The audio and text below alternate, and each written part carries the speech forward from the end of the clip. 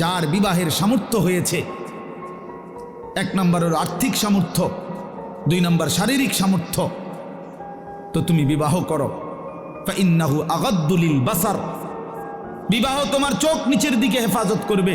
ওয়া আহসানু লিল ফারজ, লজ্জাস্থানকে পবিত্র রাখবে গুনাহ থেকে। ওমান লাম ইয়াস্তাতি, আর যদি কেউ এই মুহূর্তেই পারতেছো না, পরিবেশ পারিপার্শ্বিকতা সব মিলাইয়া বিবাহের সময় এখনো হয় নাই, কিন্তু নিজের যৌন চাহিদা আছে, নিজের ভিতরের কামনা বাসনা আছে, এটা তো বন্ধ করে দেওয়া যাবে না। এমন কোনো ট্যাবলেট দিয়া বেলে যে তার যেন আর কোনো শারীরিক কোনো যৌন চাহিদাই যেন না থাকে, এমন ইঞ্জেকশন দিয়ে দেন না, তাহলে তো মুশকিল, এটা বিপদ। এটা তো আল্লাহ প্রদত্ত, আল্লাহ প্রদত্ত।